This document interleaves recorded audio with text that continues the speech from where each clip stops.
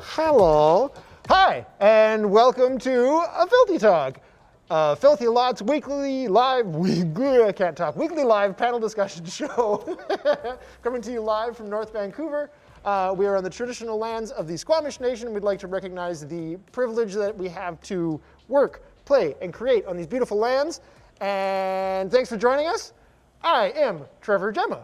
This is Roz Young. And returning as, I'm still going to say captain of the Starship Chatroom, Ash Turner. Hi. Yeah, thanks for being here, Ash. Hey, thanks for having me. I'm on shore leave, so I'm in my civvies. I hope that's okay. I was going to say, you're not wearing your Starfleet jacket there. No, but I am wearing this really cool butt sweater. So. That's what all the cool kids wear to Ryza these days. Yeah. Do you like butts more when they're in cursive? What's that? It's in cursive. Yeah. Which you don't see a lot of nowadays. Notice that? No. Can you write in cursive? Yes. Yeah? Yeah, me too. I don't practice it though. Do you practice it ever? Well, not at home like in a workbook. Do they still teach that in school? I don't know. Is it a lost Professional? Is it a lost art form? Am I old now? I think it's still a thing. Yeah, I guess so.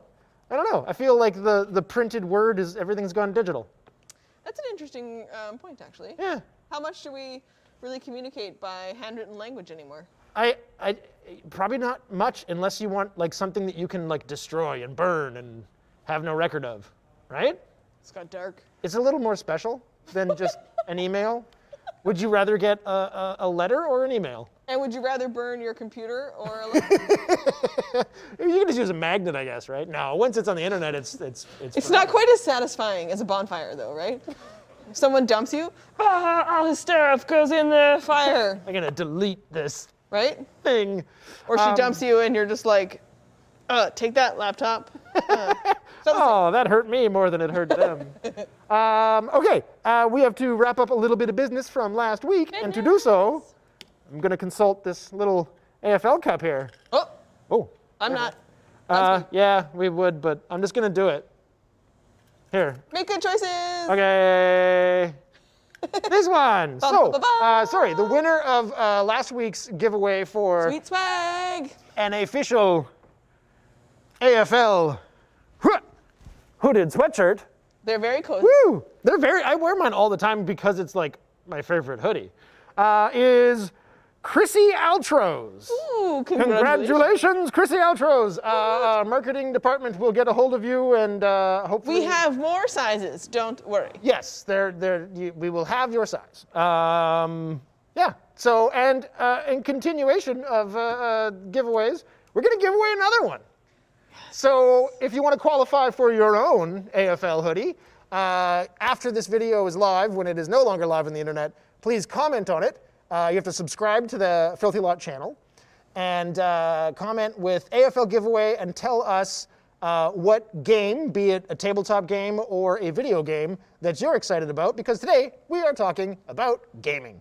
Yeah, so that's it. Qualify, all it is, it's in the description below, so you can check that out. And we find out. Yeah, they know. They get it. They get it. Yeah. So nerd news. Anything in nerd news you want to talk about? Well, the big news today is maybe not nerd news, but Prince Philip died. So that's like a whole thing on if you're on the internet, you can't. Yeah. It's not nerdy, but I mean, maybe you're a nerd about the monarchy. Yeah, I mean, is that really a thing anymore? I guess some people are. Some people are super geeky nerdy about loving the royal family business. Yeah. I don't personally see the appeal, but I get it. Sure. But also, we're not going to judge you for what you love, so do your thing. Yeah, do your thing. My actual nerd news is that last week, so I think it was last Friday, a mint condition, like never before opened, copy of Super Mario Brothers, like the original game, sold at auction. Guess how much? I would say $680,000. $660,000. Whoa, what? Damn. How did you do that? What? I'm a video game collector, but I'm more so like I know the market better when it comes to comic books. That was off the top of my head, total guess. Wow. But Price is Wow. Right rules. I'm wrong. I went over. But more than $500,000. So, hey, at home, do you have a mint condition copy? Yeah. Have you, never before opened, sitting in your grandparents' or your basement? Damn, $500,000, hey? Yep. That's crazy. More. Wow. Wild. Yeah. There was Chris Livingston. Hey, Chris. Was just telling me that apparently at auction, I think it was a 9.0 copy of Action Comics #1, so like first appearance of Superman, just sold for, I think it was like $3.2 million. So yeah, Dork. and that's not like That's wild. yeah, like that's not even like super mint. It's from forever ago. So good luck finding anything like that. But yeah, that's millions of millions. That's amazing. It's insane. Amazing. The thing I want to talk about, I'm not going to cover in Nerd News because we're going to talk a bit more about it, and it is Nerd News. It's that they announced that E3 is happening as an online convention. Yep. So I'm super excited about that, but we're going to get a little further into that, and to help us do so, we're going to bring out, first of all, because I can see him, you've seen him before on Filthy Talk. You will see him soon on screen in a sketch we have called, we call it PLD, which we can talk about a bit today. Kevin Phung. Such a tease you are. Hi, Kevin. Hello. How's it going? Good. Welcome back. Hello, sir, and welcome. Cheers. Cheers. And also joining us, yes, he is waiting in the rafters, and he's also the director and writer of the thing I just mentioned, which is game-related, which is why I'm talking about it. Tim Rutherford, you've also seen him before. Tim. Hello, Tim, and welcome back. Hello. Okay, so I totally just teased that, but we can talk a bit about that, right? Sure, yeah, So absolutely. You wrote, it's Procedural loot duty. exactly, Yeah. and it's in 3 parts. Yeah, so we're gonna do a big long series, but this first little chunk, kind of like the pilot episode of it, is gonna be into 3 episodes, just about 2 minutes long. Nice. And without giving too much away, so people, tune in and watch the thing. Yeah, definitely. So it's about 3 kind of employees working for the procedural loot duty kind of company, and what they do is go in and refill the loot in video games. So they're kind of like the physical representation of the program that refills the loot. So they're kind of having to deal with NPCs and kind of the funny situations of the things that you find inside the loot box, and hijinks ensue. And it's like those times where like you're playing a video game, you come across like this really nice chest, and it took you a little bit to get there. You're like, oh great, I'm gonna get like this nice piece of loot. And you open the chest, and it's like a left foot bone. Like who decided that was gonna go there, right? So we decided to kind of riff on that and like really. It kind of And reminds potentially me. the shenanigans and mistakes that maybe led to the WTF moments in your loot box. Why is this just an empty vial? It kind of reminds me of a live action. The closest thing I can think of. Did you guys watch Reboot? The cartoon? Yeah. Right? We're really dialed into that kind of Yeah. like that humor of the like personification of programs and stuff like that. Yeah. Yeah, it's really funny. I really enjoyed the script. I'm looking forward to seeing the finished product. Yeah, me So too. you have to stay tuned for that. But Now I'm gonna have great dreams about hexadecimal. Yeah. yeah. Sweet Hexadecimal. Oh, my Right? favorite villain. I just loved her Oh, good. to death. Oh my. She was goodness. cool. The voice actor was really good. Yeah. Hex was fun. Megabyte was cool and all, but Hex had more character. I don't know. I loved Enzo. Enzo was just a great character. Wow. Enzo over Matrix. Wow. Are you talking Matrix or are you talking like young Enzo? No, Enzo becoming Matrix. I thought. Like season 3 Enzo, when like everybody comes back and he's all badass. All right, I haven't seen it in a long time, so maybe my memory's hazy. So maybe I'm making a bad call here. Sure. My bad. Sure. I mean, we're out here loving Hexadecimal, but Enzo's cool, man. Yeah, that's fair. Whatever you love, man. Better than Bob. Yeah. So we were going to, today we're talking about gaming. We're talking about tabletop gaming. We're talking about video gaming. That's why I was saying E3, I'm excited for, I got to go a couple years ago. It was the first year that they opened attendance to like Gen Pop, and you didn't have to be industry. So that was pretty cool. I had to like game the system and like download apps based on different companies to play like early You samples basically of video turned games. administration into a game. They did. But if you're going to any big conventions, my tip is look into any apps that they have for the conventions once they're a thing again, because that's how you actually get access to stuff. Oh, Like, okay. you have to get good at knowing how to use any of those apps. Anyway, that's just neither here nor there. But E3 is coming up. You have something? You're going to say Well, I something? was going to say we should probably talk more about also what these guys, like intro, like what are you doing related to gaming that's so exciting? Yes, that's why we're here. I was just tying into my nerd news thing, but it's true. So You're excited, today, well, you know what? I'm not going to take all of this. What happened today, Kevin? We decided this morning that we are going to soft launch our gaming channel.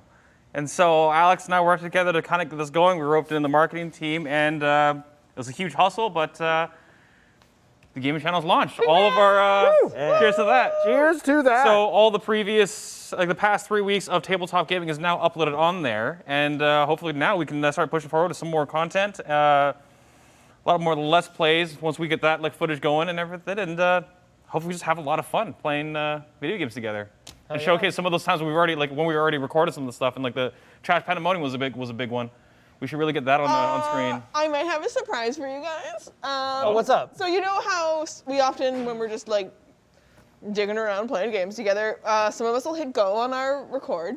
Okay. And I've been doing that a lot for like a year. A year? Yeah. So yesterday I told Matt, I was like, here's a drive with like a whole bunch of footage, slowly slide across desk. Can you make me something real short with all of this? And he's like, there's 14 hours on here. And I'm like, yeah, it needs to be 2 minutes though. Oh my Okay, God. bye. And Alex, if you're ready, we can roll out a clip of us just playing games together. Oh god, this is kind of scary.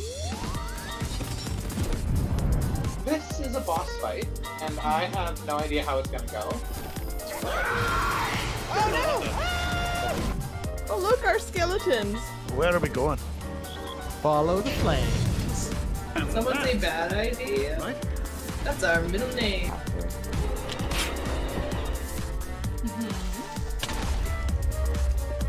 Drop to tadpole? Okay. I will now load into the dispenser the random challenges. Top dollar could be more than $1. Let's go 5-finger discount. Do not Stop shoot the doors. me. Do not touch the doors. Reloading. Lousy Can I lick the door door? This way. I call this strategy. Get into trouble. Oh yeah, I'm seeing. His butt, aim the butt. Careful up here. There's tons of lava. It's all I get aroused by people who read. So I suppose we start. Oh. Nice. He just one-shot me. I got it. We got this. I got one of them. Based on Roz's tone of voice, this is probably Roz. What? It's absolutely not me, guys. Uh-oh. God, how did you catch this bastard? It's definitely Trevor. I feel like it's gotta be him. Like, why are you shooting me? I just want to end your suffering. I'm just gonna. Fine.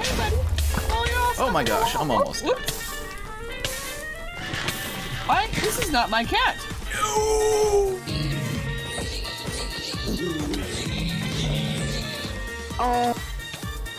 Pickles, she was just staring at the portal. Oh God. Man, no. This is so classy. This is like Trump classy. I think my favorite part is when Kevin put a bed in the nether and then exploded. What kind of Easter egg is that? Who decided, and again, Minecraft developers, who decided that if you put a bed in the nether and you touch it, it explodes? Yeah, that's a little My weird. favorite part of that is that you're the person that we trust to have the most info about Minecraft. Yourself and Becky with cheese, and it's Yeah. like, if you don't know that, we're all doomed. And we all died. It's great. I wish I had got you. I recorded during Trash Pandemonium when I was putting carpets on your guys' castle. I'll still send you the footage. Or give it to somebody. We got to use it at some point. But I was trying to put carpets in this one area, and I got them too close to a torch. And then I turned around, and stuff was just on fire. And it's just me panicking and like trying to put out a fire. And then it bursts out behind me again. It's I love it. I love it. great.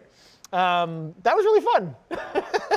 Yeah. I mean, there's many more hours of us dicking around playing games. Yeah. It turns out 14 that hours. I think Among Us is a funny one. It's kind of hard to put into clip format because it's silent until we're fighting and yelling at each other. Yeah. Yeah, I feel the first minute of Among Us every single time is just someone like me and like 3 other people are like, shh, shh.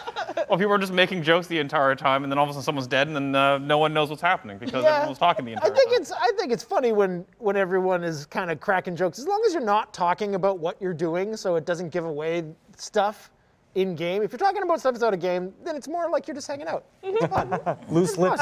What's up, Ash?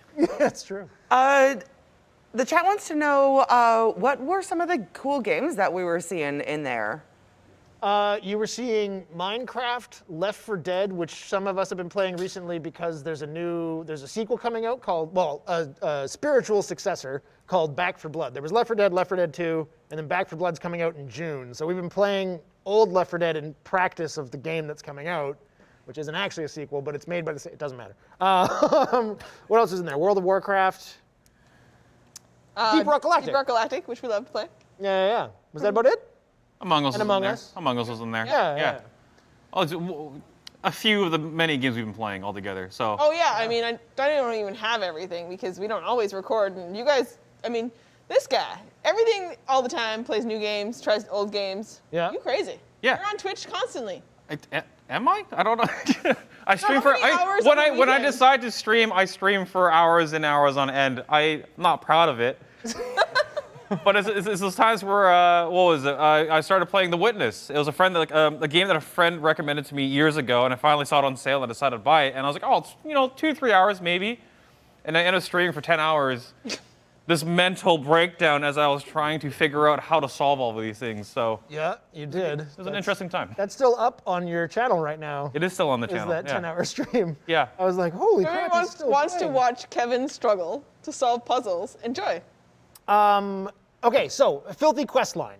Yeah. Filthy Questline is our gaming channel, and as we said moments ago, soft launch was today. There's 3 videos up on there right now. Yep. So there's 3 videos you can watch. It's we've been doing every Tuesday live on Twitch. You can see us play different tabletop games, be them RPGs or not. I don't know, Mostly. Tim. One shot you're or segment not. producer for One Shot or Not. Yeah. How do you pitch it to people? I'd say One Shot or Not is just kind of a rotating table of players and DMs and games as well, like really kind of based in how fast can we get through a 3-hour game. And the reason why I ended up calling it One Shot or Not, I'm sure some of you guys have played my one-shots, which has just kind of become a little bit of an inside joke, is just my one-shots always go more than one shot. Yeah. It always kind of like goes a little bit beyond, so it was kind of One Shot or Not was just always kind of the way I approached it. So I thought it would be fun for the show to kind of example a bunch of new games next Tuesday at 3:30 Pacific time. We are live on Twitch playing Alien RPG. Nice. Which is really awesome because of the very like insular and family community that we have here at AFL has allowed us to play tabletop together. And we're kind of finding our way through COVID and the pandemic to kind of navigate that, just like we're doing here. Exactly right. And we're gonna bring that to the tabletop world so that we can all still play together. I know Roz is a big fan of having people come together and tell those stories. So I think One Shot or Not is gonna be a really great way to explore a lot of fun new games, some classics. We have other shows as well coming up on Questline, like the Family Fun Night, the Altera Expeditions, hosted by hopefully Roz and Matt very soon. And we will also see some other shows like a Battle Bench. Example for the Alien RPG, we actually built a spaceship. It kind of like started as like, oh, we'll glue some stuff down and we'll make a little 3D map, because I haven't seen a lot of Alien RPG played on the playmat. And like I just said, we have that beautiful table play to kind of come off of.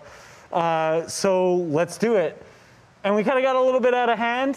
There's some LEDs wired in and some really cool stuff. So I hope everybody's as excited as I am to finally get a chance to try this game. Kevin, and a lot of us have never played channel champion of Questline with Alex. Shout out to Alex up in the booth, our technical director today. Woo! When you guys give a segment producer a task to make something, and then they're like, "Look, I'm sorry, there's just LEDs involved now. It's a whole thing." I've been working with Tim for almost 2 years now, and you know what? I've just accepted it. And like, I also do the same thing. If anything, I'm the one that complicates it as well. When I hop in there, it's like, well, what do we do? This, do this, do this, and sometimes you have to actually wrangle me down. You're like, okay, ideas is up there. Like, we can't go farther than that because it's no longer doable. And like, out of hand is it's an understatement. Well, I don't think this. I think this was a good resourceful use of stuff because, like, when I ran into you yesterday and you had a little spool of LEDs and you had like a kind of crazy look in your eye, you were talking about wiring LEDs into the game board, but we already had those LEDs for a different project we were working on. Yeah. So that's just resourceful. Yeah, well, anything we got lying around, we've done the ready to roll stuff, and we've seen some of like the work that we did with the flowers. Check out Witchcraft Labs on AFL. You can see our crazy LED flowers that we built. And we had a lot of fiber optics lying around, so that started getting mixed into the LEDs, and we're just using kind of the stuff that we have lying around, and I think that really like kind of brings together that feeling of being at the table. And our DM Sam, he had his little miniatures out of cardboard and stuff, and I think that's just like at the heart of it. Like, you really tell somebody that's been like RPGing for a long time and building those tabletop stuff, the Dwarven Forge and all that stuff is beautiful, and it's so cool to see that, but it's also really cool to like learn how to build that stuff, and we're going to really explore that in the Battle Bench show. Yes. As a part of the Filthy Questline gaming channel. So Battle Bench is going to be making either painting miniatures or making custom miniature stuff, right? Yeah, exactly. Yeah, and we're going to explore different tabletops like D&D, kind of building some of the cool maps and really getting into some of the amazing work that's been done for Ready to Roll. We saw on Honey Heist some of the absolutely beautiful miniatures made by the props team. Yep. And as we move forward with Questline, it's so many great departments kind of coming together. We had Casey coming out and teach us a little bit about lighting some LEDs. So I think that's going to be a really cool aspect to not only seeing it in the gameplay with a bunch of friendly faces, it's also going to be really cool to see kind of how we got there and how much we spent on it with like, the most expensive thing was the paint pens we used. So it's like really cool. I love that about tabletop. I mean, I love D&D so much, but any of the tabletop games that we role play and we get together and do together, where we're doing the collaborative narrative storytelling that is so organic, and it just happens so beautifully with a group of people who really trust each other, but also the passion that goes into making all the little pieces. And it could be from something that's just theater of the mind, where we're making it up together as we go and just sketching on paper. Or Andrew painted a little rock for me that went on my set just to represent something, to the huge thing where it takes all of us collaborating together to make this piece that's got lights in it, or an amazing props team build that has to utilize people from other departments. There's just that collaborative, the story is collaborative, but the actual making of the show involves all of us. Yeah, and I love it too. Yeah, like, because we're all coming together to tell that part of the story. I just want to give a shout out because this soft launch that happened today was a very last second. We decided that it would be nice to be able to say, hey, the channel's live. Please go subscribe, check out the 3 episodes that have happened over the last 3 weeks, and you'll be able to do that right now. So that's why we launched it today. I just want to give a shout out to Clara, Jacqueline, Ryan, Chuck, Alex up in the booth, and Tim and Kevin for getting that done today, just like out of nowhere. Absolutely. It was a time, it was a day, but we got it going. But and I love how like it seems like you're the spokesperson for this at this point, selling it better than I am. But big attitude behind the gaming channel was taking more of an imaginative and being resourceful route, where it's just like we don't ask why, we ask why not, and just try things out, and being the battle bench idea was actually taken from the different routes where we're like going from scratch builds where like we need this like tomorrow. Let's see how we can do this to the point where like, we can do like high level stuff where it's like realistic painting. So we're gonna have different levels of builds and painting and like just kind of like seeing the different aspects of how people approach these things. So it's gonna be really cool to see once we get that started. Yeah. Word. You mentioned something about when Sam built stuff, you can tell that like an old schooler RPGer. And I wanted to ask you, how long have you been playing RPGs? Like, what was your first exposure to a tabletop RPG? Well, it was D&D 3.5. I was actually a little bit older. I had kind of gotten through high school thinking I was a cool person, which was a grievous error because I missed out on all the great years of RPGing. And yeah, a group of friends that I lived with at the time started playing it, and I just kind of fell in love with that storytelling, that narrative, that like kind of narrative piece to it. But I've almost always played on just the grid paper. Oh. You just roll it out and you just kind of draw it as you make it up. And it's always been kind of lo-fi. So to kind of learn the next stage has been really awesome. And then, you know, getting the opportunity to work with such amazing talents like our props department, they've taken it to the next level. And I can't wait to kind of strive to there, and working with awesome people like Andrew did an amazing job kind of sketching it out, like where I just kind of chicken scratched it on the paper. He brought it to life on the board. So, and then we kind of built up from there. Nice. So, okay, right now, the only thing that's active is the One Shot or Knots on Tuesday on Twitch, which if you're watching on Twitch right now, Filthy Lot's on there, or sorry, a Filthy Lot on Twitch. We have a Filthy Talk on there as well, but we will have more stuff coming. It's not just going to be tabletop, it's also going to be gaming, like you said, Let's Plays. Yeah. But also potentially group events like things like Among Us or other group play. Yeah, there's going to be group creative play. There's going to be some challenges where we pit each other against each other, you know, to have these moments where we have to like team up and duke it out with each other. So there's so many different games for that too. Like I know there's all these AAA games, but there's so many nice, and you mentioned earlier, like I play a lot of old games. It's because there's a lot of the really nice creative freedom old games that exist right now and you can hop right into them. I know, actually, example is Space Engineers. Not crazy old, but enough for it's a few years old. Tim, Josh, and myself were playing it. We crash land on a Mars, and the whole goal was just trying to like rob this faction to gather materials to build a spaceship to exit Mars. And I don't think we finished it, but like.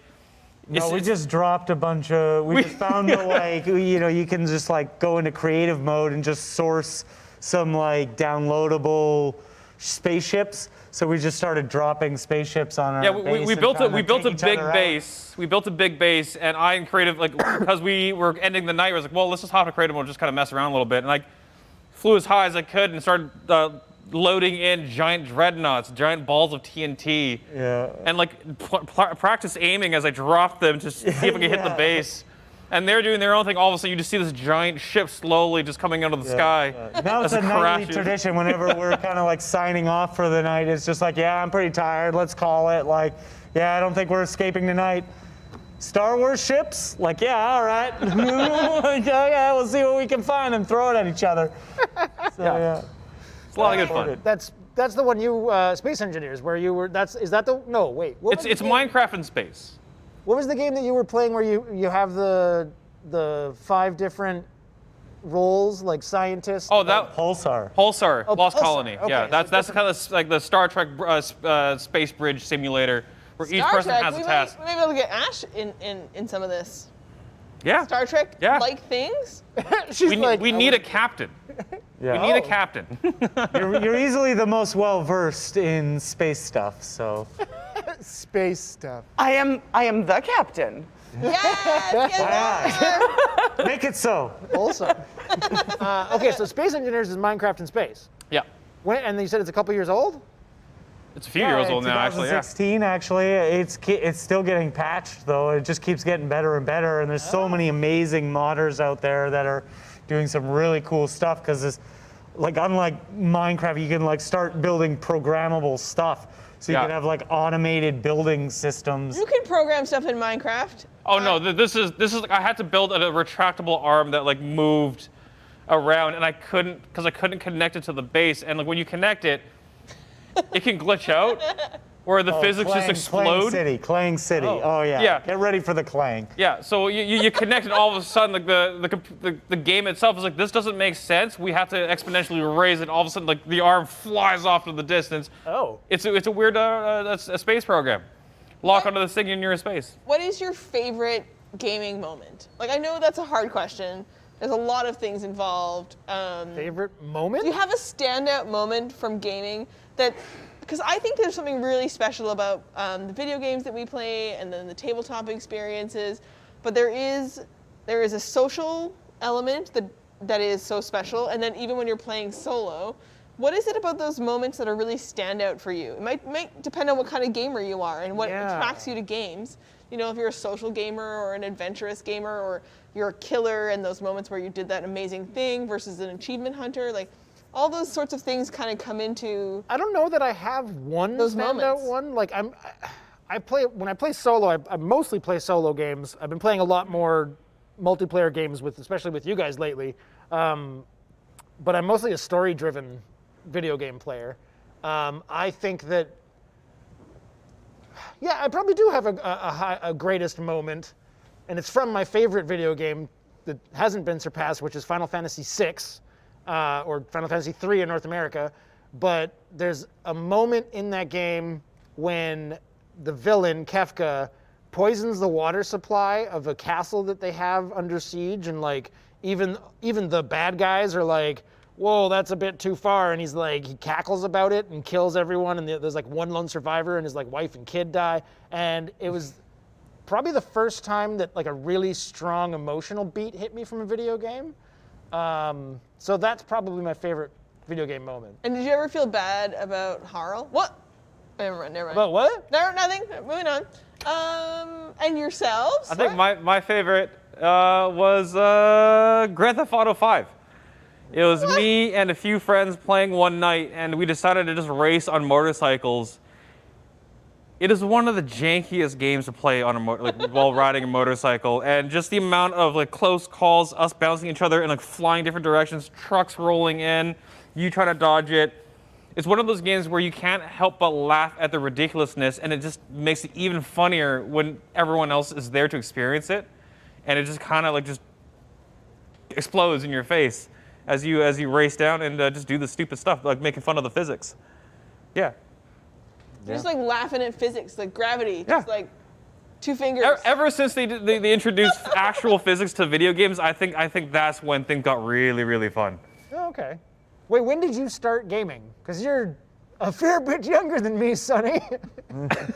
Well, back in the day, no, I started gaming back when I had to been like at least 7 or 8 when my dad came home one day with a PlayStation 1. Fuck. And and he showed up. I know. I played the SNES and everything, but like the most memorable moment was when he showed up with a PlayStation 1, and it came with this fruit basket full of like, knockoff games. Oh, nice. And Well, they're I all was going to say fruit, and I was like, I don't know where this is going. No, it was a fruit basket full of PlayStation 1 games and these little CD cartridges. All the covers were printed on a really crappy printer. Yeah. And that was the moment my game addiction started. Oh, that's fair. And like on top of like the like Super Nintendo and playing like the Sega and stuff like that, like don't have a whole lot of Sega experience what? with that. Genesis? Yes. Man, you. It's fine. It's fine. It's fine. It's fine.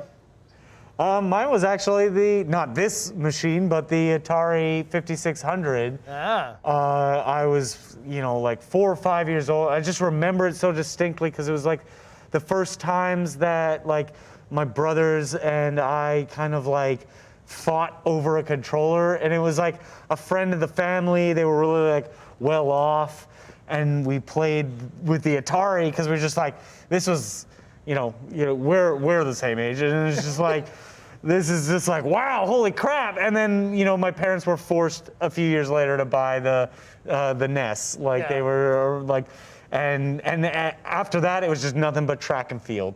Like just, and my parents were like, you're gonna be playing video games instead of standing outside, you better be running on the spot, I guess. So it was just, and then, eventually it just turned into the hands hack and like, breaking all the world records on Nintendo track and field.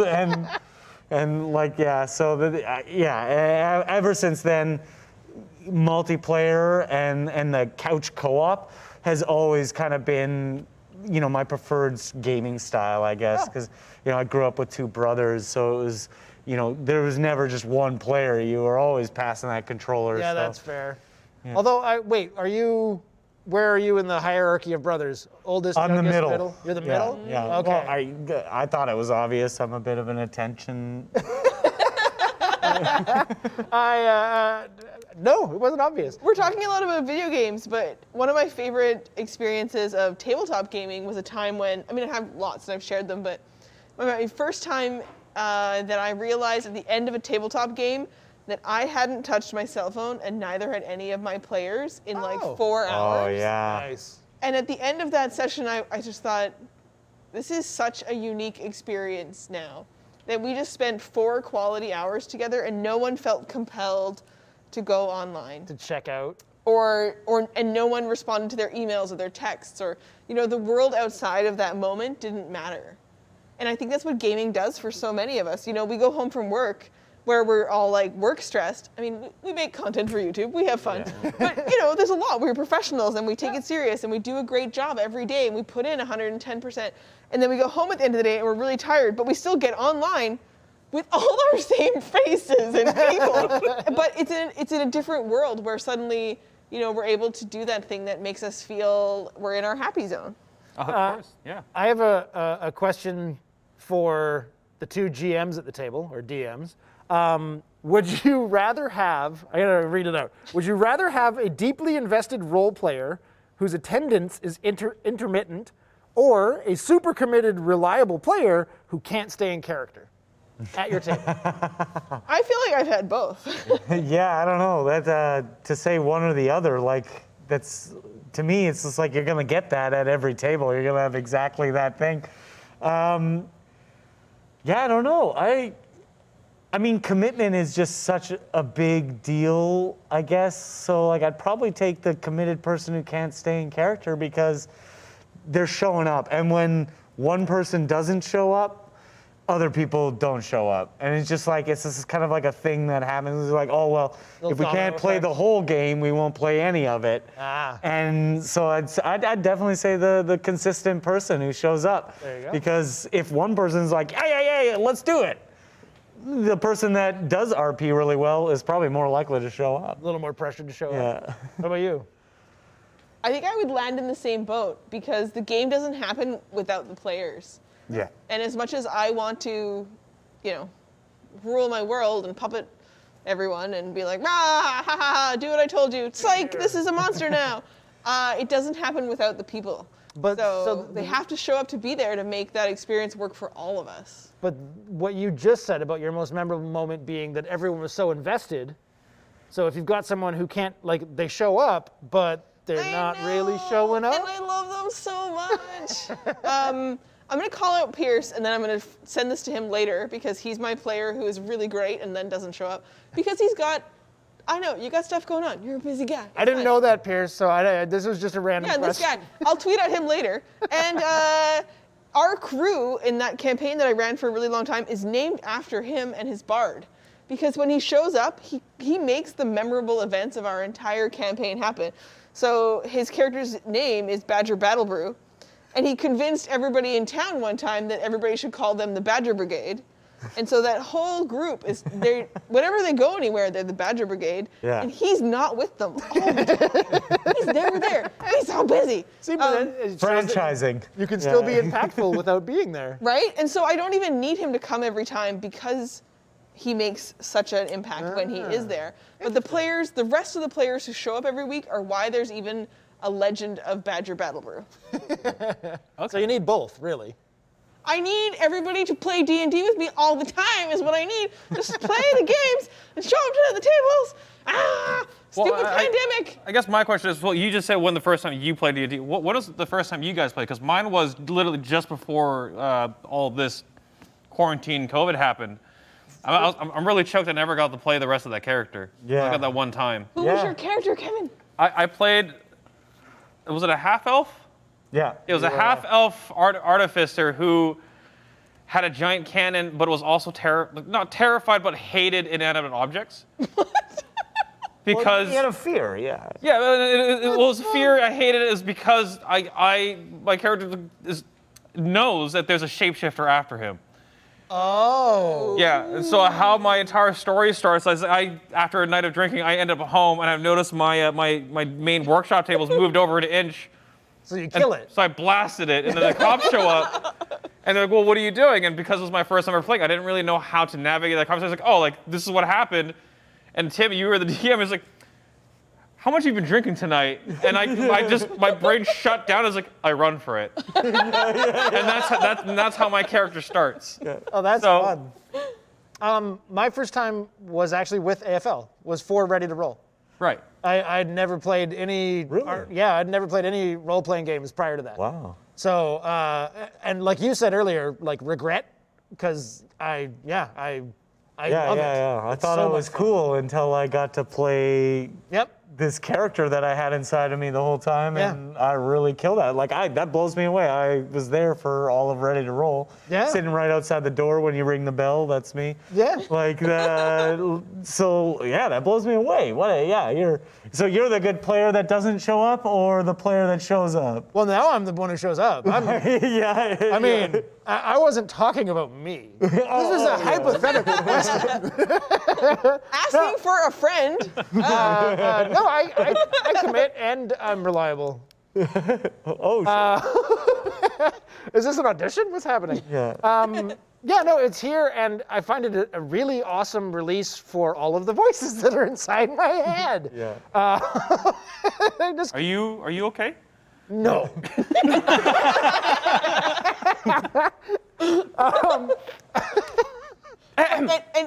Ash, save me. No, I just wanted to confirm he's not okay. Yeah, that's true. End of story.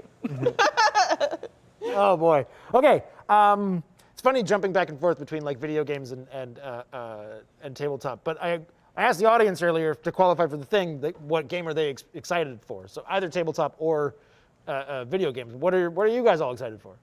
Well, I'm really excited for next Tuesday's Alien game. I've owned that core book for about a year. Just super eager to play, but obviously the pandemic kind of prevented that. Yeah. And now I finally get to lay it down. I'm also really excited about Starfield from Bethesda, so hopefully we hear a little bit at E3. Oh, that would be sweet. Yeah. Wait, you haven't played Alien yet? I haven't played the Alien RPG. Like I've done a one shot with Josh like in the summer. And I finally convinced somebody to play it with me, and I was like, "We'll just do a one shot. Like we'll just do like a session 0, so like we can figure it out." But and we've just kind of been waiting ever since. I just couldn't really get the table together, and it was and it just like it needed the board, it needed the gameplay. So like now that I have an abundance of LEDs, why not? Oh, sweet. So your thing gets to be fulfilled Tuesday. Yeah. I'm very excited awesome. for that. Yeah. Wait till you guys see these things that Tim and Casey, Josh, and Andrew have been building. Chuck as well, yeah. Yeah, Chuck. Yeah, sorry, and Chuck was there too. Primo. Very cool. There's ever I've never seen kit you bash. get so excited, Kevin. It's just like you're just like a Well, chef's kiss. I just love seeing people be creative and just make stuff happen. They're like, you know what? I have this idea in my head. I want to put it on paper or build it out. And I love that so seeing much it. about you. I tried to convince you to play in the Honey Heist on Tuesday, and you told me, I want to see other people play in these games because what I love is to bring joy to other people. Aww. And I was just like, you're so nice. that's pretty much it. Okay, That's you're all on, it is. That's all it is. But what are you looking forward to game-wise? Game-wise? Is there like a title coming out? Actually, So many. How do you choose? we just looked into getting Desolate. I'm not sure how long ago that came out, but it's just one of those like survival games, and I'm very excited to kind of just play it out and see how it goes because it's just one of those. And it's an older game? I think it's like 2018. It just got like a little bit of an update, but it's kind of like The Forest. But from everything that I've read, it's like extremely janky. So like, and we were talking about like possibly on the gaming channel, we'll see kind of like the bargain bin show where it's just like we come together and we all play like games that only have a mixed review. Yep. Yeah. And it's just like, and then we kind of between the 4 people or however many are playing the game, we get to have like kind of a few hours of gameplay, and then like a little like kind of review podcast style. It's almost like a mystery breakdown. science theater kind Yeah. of. Like, Yeah, let's play yeah, the worst exactly. It's really just playing really janky games. Yeah, That sounds and, fun. like, That's all it is. we talked about space engineers, and it's just like, yeah, it's beautiful, and sometimes you're just like, yeah, we did it, we launched off the planet. Other times you're like, okay, well, I guess we'll explore inner space as we clip through the entire map. Like, I'll see you guys in a few minutes when the reload is done. Oh, damn. Yeah. Yeah, there's nothing like traveling through the space of space engineers trying to catch up with your friends, and you're for 15 minutes flying through space. You get to the planet, you start entering the atmosphere. It's like, guys, I'm almost there, and then you realize gravity is a thing. Yeah. And then you I just didn't put any reverse thrusters on this, Yeah. which happened to And me. then you just smash I had to into do the circles. ground. Like, it suddenly turned into circles, and then when I crashed into the planet, I just disappeared into eternity. Oh, shit. I mean, Yeah. that's how it works, right? Yeah. Sometimes eternity. you just disappear into eternity. Sometimes. I mean, we talked a little bit about new games coming up that we're all excited about in a previous episode, but I love Ratchet and Clank, and I'm always looking for, because Matt, hello Matt, I hope he's watching. We are always looking for couch co-op games, so two-player games that we can play together, especially PlayStation stuff where we can sit on the couch. I mean, I love our computer setup where Matt's in the living room and I'm tucked under. Yeah, but next to each other, romantic. Yeah. It's date night. Well, I mean, I highly recommend iDarb. Yeah. iDarb is like this like two-dimensional soccer game. That's one I've used in a while. While people can come in and like tweet codes is at it you. like competitive where we're going to probably break up? What game? I'm not going to comment on that. Okay. Because if it's overcooked at all, it's Oh the my end God, of I a love relationship. Then don't play. Then don't touch it. I Then love don't touch it. Don't touch it. I have not played Overcooked. Don't touch it. No? All right. No, it is Do a you lot get- of fun. Do you get frustrated when the people around you aren't doing exactly what you want them to? Ash? Comment? Sorry, what? Does Trevor get frustrated when when he's playing with a co-op person who doesn't read his mind? No, You not guys might be really. able to do it then. Overcooked. Here you go. Huh. I guess it depends on how asinine the other person is. Like if they're Oh no, depends on the it's game. not a matter of being asinine. It's just one of those games where you can't help but end up in a situation where like your communication, no matter the level, is going to start butting heads. Stop You dashing can't across the bridge. Yeah. Yeah, if you dash, you hit the other person, they drop everything they have in their hands, and you have to go redo the entire thing. Oh God. Yeah, Yeah, that I sounds love it. awful. it's a great time. It is a great time. I'll give it that. It is a great Some time. people like chaos, and some people like organization, and that is a game that is just relationship ending. I'm sorry. Okay. And then I'm not going to risk it. There's a lot of other games to play. We played it, and we're still okay. Oh, okay. We don't play it anymore, though. I'm looking forward to a lot of stuff. I think the thing that's been the most disappointing is like, I got a PS5 and there's like nothing for it. So like Right. anyone who's upset that they can't get a PS5 yet, don't worry about it. There's really like nothing out for the system yet. Like maybe by the time you can get one, there'll be games worth playing that you can't get anywhere else. That's one thing that always confused about the new like I used to be the people who like lined up for those console releases and like new games and everything. But as I'm like hitting like older, it's like you get a new console, but then everyone lines up. Everyone's like trying to get like for the cheapest amount, lining up. You're scalping, and it's like, but like there's nothing out for it. Nothing worth it. You gotta get it, and there's like 5 different games. In fact, like to research this, I looked. I was like, what games are coming out right now? They're all remakes or sequels, and that's it. There's nothing. Well, there's a lot of new stuff, but like not like notable enough. The Horizon sequel is probably going to be so cool. Horizon that, Forbidden like, West. Yeah. I'm looking forward to it, but the release date, I mean, the system's been out since December, or was it earlier than that? Who late knows? It's November. 2020. It's all 1 year, just one Yeah. day. Yeah. Horrible day. Everything is terrible forever. But like The long month, we'll call it. April now, and that game was probably the key game that I was like, ooh, I want a PS5 for that. And its release date is still not officially announced. So hopefully Thanks, COVID. Yeah. So Stupid Obama. no, that's a bit of a weird thing. Is I would have expected that like COVID wouldn't have had any delaying effects on video game production, because Definitely do, yeah. Well, you can't put those teams together in the same room to like figure pack 'em something in out. like You can't just sardines. like hand off But how One to often? one. How often? I mean, okay, packing them with sardines is one thing. The but infrastructure to send that volume of information to each other so that you can work independently remote is intense. yeah, I guess that's true. Getting So there is everybody maybe- set up at home with their rigs. And to all the work from home. coordinators, shout out to my coordinator buddies. You are killing it, and we appreciate you, and we love all that you do with these crazy times. It is so hard. I have a question. Oh, okay. We'll come back to you, and then I'll come back to you. I want Alex to answer too. You can shout down from the booth. But when was the last time that a video game made you cry? Ooh. I've got an answer. Yeah, that's a good one. It was Gears of War 3. Surprisingly, you wouldn't think Gears of War was the name you're going to hear to answer that question, right?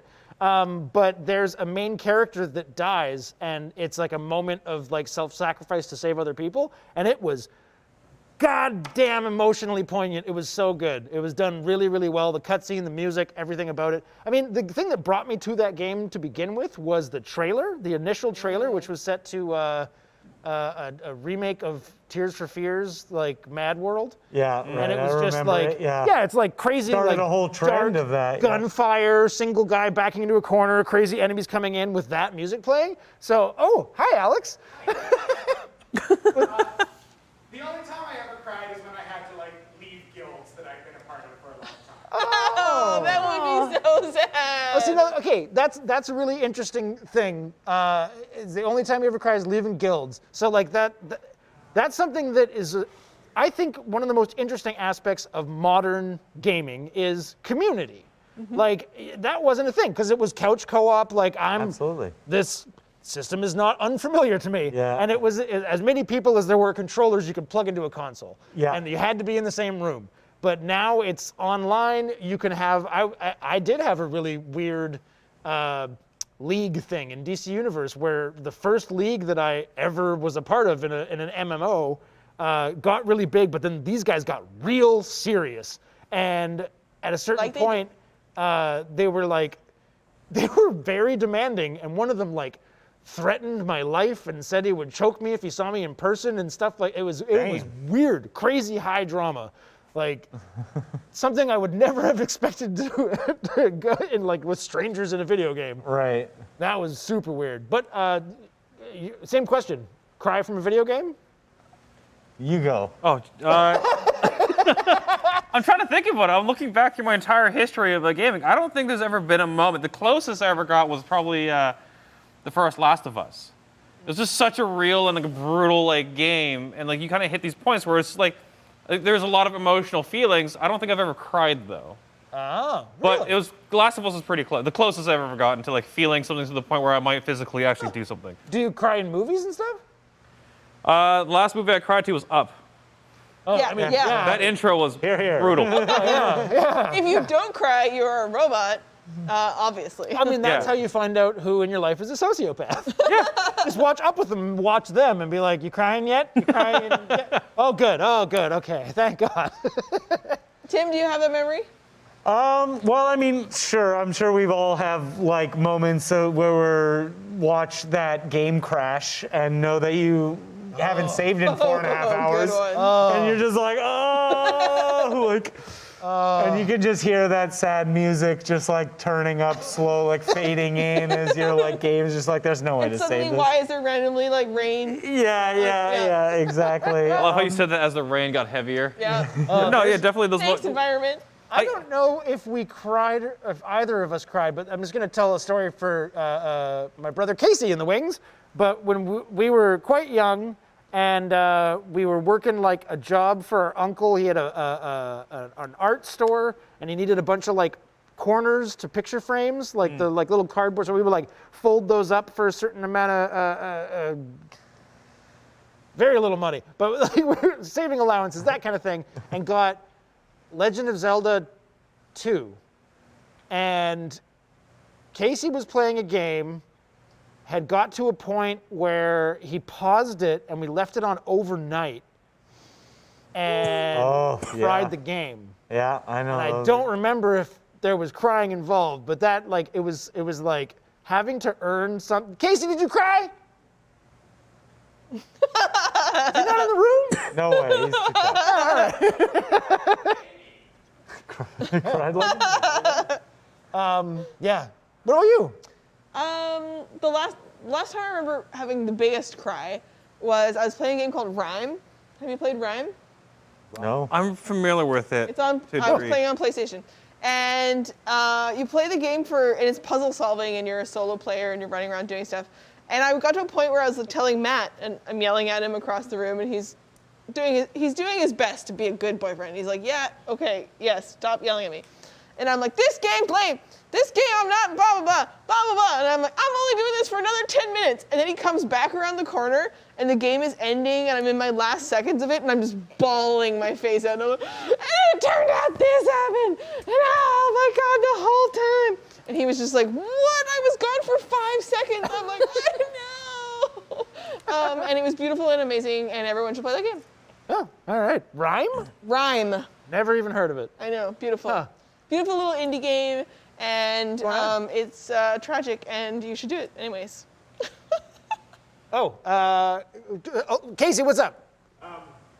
The moment that I cried probably like the most out of any video game was Mass Effect 3. Mass Effect 3. Yeah, there's a moment where this doctor sacrifices himself for like the good of another race that his race had tortured. Okay, so Mass Effect 3, Yeah, Doctor. Saldian. Shit, I was just like waterworks. Oh, Yeah, all right. serious impact. It was really good. Yeah. Also, moments in The Last of Us. Oh, nice. Yeah. There you go. Yeah, There's well, two- The Last of Us 2, like, Like, that this is- part when, spoilers, when like Ellie, when it's like Ellie's birthday, and they're in the capsule, and she listens to the recording of the like moon landing, like that fucking killed me. Like that was the sweetest thing I've Even maybe the ever first seen. part of The Last of Us, that first sequence is just Sorry. the first game. I know. I was just avoiding spoilers because I actually haven't played either of them. Oh shit! I know. You're just playing The Witcher 3 now. You don't know. I know. I'm catching up on old. Well, I mean, it's a good start to a great game. You got a hand up. Yeah. No, it was just, that was my 5 minutes hand. Oh, I thought it was something from the audience. No, it was 10, then it was No? 5. Oh, okay. This is the numbers. Ash, have you ever cried? I've cried a lot in my life, but not Like from gaming? a video game because I tend to play fluff. Like, there's no reasons to cry during Animal Crossing, you know? Yeah. Yeah. Oh, well, actually, you did have a moment that was almost worth crying. Oh my God, I did! In Animal Crossing. And it's on camera. We didn't put that in. Oh no. Yeah, oh yeah. That's true. During lockdown had been going for a while. I was getting a little bit of cabin fever, and we were playing Animal Crossing, and then Roz and Matt came over to visit my island, and we were running around in the grass, and I started to cry because I was hanging out with my friends. Oh, that's not what I was going to Beautiful. say. It was That's that a you very lost good all your reason to cry. turnips. You lost your turnips. That's amazing. That's an amazing reason. Yeah, that was not what I thought she was going to say. She lost like an insane amount of in-game money because she time traveled and her turnip spoiled, and that's what I thought it was And going the, to be. the most beautiful part is that she time traveled so that when Matt and I arrived at her island, it would be golden hour. Sunset, yeah. Sunset. Yeah. I like her story better. Oh, it's way better. It's a much better reason to cry, too. And she didn't cry for the turnips. But, yeah. Oh, man. So much stuff we didn't get into it. We're running out of Do you time. want to quickly do your most important E3 news or update or thing? Well, there's not that's the interesting thing about E3 is that there's not a lot of news yet. They just announced that it's happening, that it's all online this year. My Twitter is abuzz. You can go to the website and you can sign up as like either attendee or media or whatever. And something that I'm thinking we should probably do is we can apply to be an official E3 co-streamer. Absolutely. Noted. But speaking of streaming, something that the three of us, Tim, you haven't been doing it yet. We'll probably get you to do it, man. We'll convince you that it's cool. You want to be cool, right? Yeah.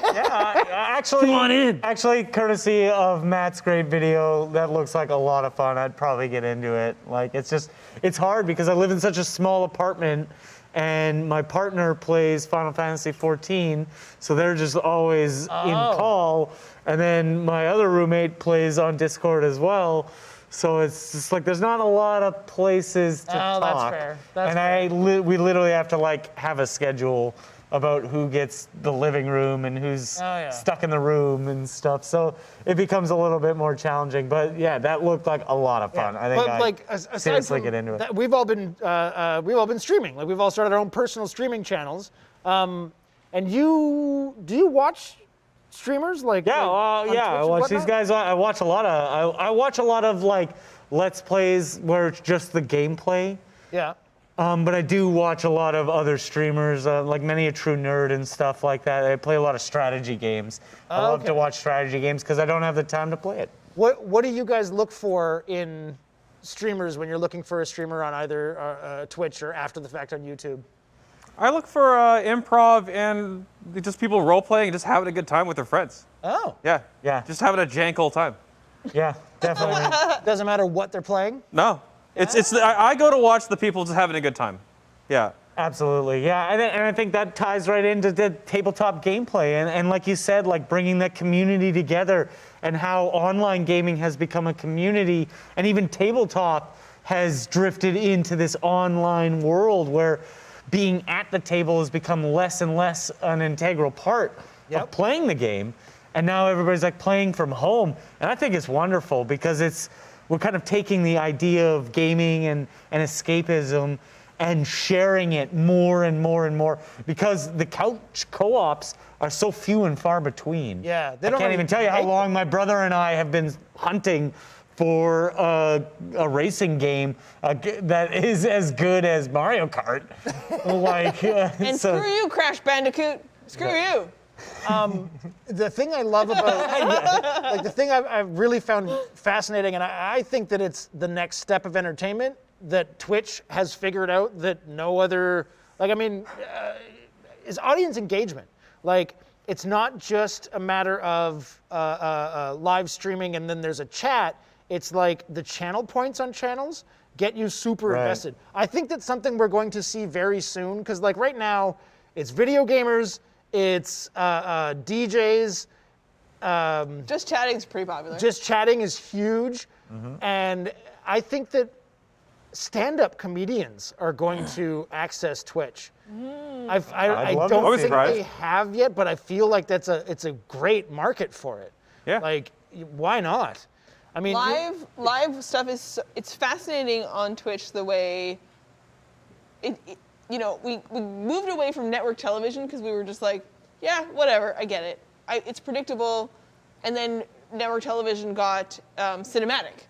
And then it became, really serialized, and it did its own thing for a long time. And then YouTube came, and people were just like, I just want to see real people doing cool stuff, having fun with their friends. Yeah. And then YouTube took off. And now people are like, I want to see them do it live. And so Twitch is just huge and booming. But I don't think it's just live. I think it's the emphasis on interaction and engagement. Twitch has that over YouTube. I think that it's going to usurp. Like, YouTube's going to keep its place for like produced, but like not like produced and independent. But Twitch is interactive. Like, I found this streamer randomly called I have it somewhere, Carillion, and he was playing Deep Rock Galactic, which is one of the games you saw in the video earlier. But he has a modded version of his game, and when you follow his channel, you build up channel points, and you can redeem your channel points that you get from just watching him play to spawn enemies on him. And you can actually screw with the guy while he's playing. Like the redemptions and like the redemption buttons. Yeah. And like I think you touched on it for sure, like with like the interaction level between the audience and the streamer themselves. It's like a connection that is very unique to modern celebrityism. Yeah. And it's basically having Brad Pitt's phone number in the mid-90s. Yeah. But now you can talk to a huge celebrity. You can post a message and they'll read it on their channel in front of thousands of people. Yeah. And it's you and them having a conversation. And that I think is like just a unique experience that we're available to explore now more than ever. And the future, with E3 going digital and stuff, it's the question of just like, have we been waiting for this? Like, is adapting to the pandemic actually That's bringing in the next level. I think it's a come catalyst. back to Kevin's point about it's not why, it's why not. You know? Why not do all this stuff when you can be online and you can be interactive and you can be in touch with your audience directly, and it's community. It's so beautiful. It's all the things that I love about my small table in my apartment where my friends come over. Yeah. And now I can share that with the world, and you can be someone who is at that table no matter where you are. I think that's the thing that I didn't expect out of streaming, which I've only been doing for like a week and a half. But it's a lot of fun, and it's when there's when there's people in the chat talking, and it takes me out of the game for a second because I'm like reading, but I don't care. It's a couch co-op. It's like, oh, what are you saying? Like, oh fuck, I died. Like, oh, it's your turn. Nice. But it's like, thanks, buddy. It's not just because I've been watching people and interacting with their community in their chats, but as the streamer, it's just as fun. Like, it's super engaging, and it's fun to be like joking around with them, and maybe you do something stupid like because of something they suggest. It's totally fun. Yeah. Well, I can't make it any longer because I need to hit the little girls' room. Yeah, same here. But I hope the little girl's room. Hey, our restrooms are gender. I don't need judgments. Are gender neutral. Gender neutral. Come join whatever restroom you want. I mean, not my stall, but do your thing. But as an ending note, please check out A Filthy Questline. We've got a lot planned for it coming up. We're working on it, but we still got some really good shows on right now. So check it out. Okay. Thanks, Kevin. Go ahead, man. Yes. So thank you guys for being here, and thank you, the audience, for joining us. Like Kevin was just saying, if you scroll down in the description below, there is a link. Ash might have been posting some links in the chat during this as well. But in the description, there is a link to our new YouTube channel for gaming. It is A Filthy Questline. You can check out our 3 episodes of One Shot or Not next Tuesday. Tune in live on Twitch to see it. And if you miss it after the fact, it'll be on the YouTube channel. Until next time, stay filthy.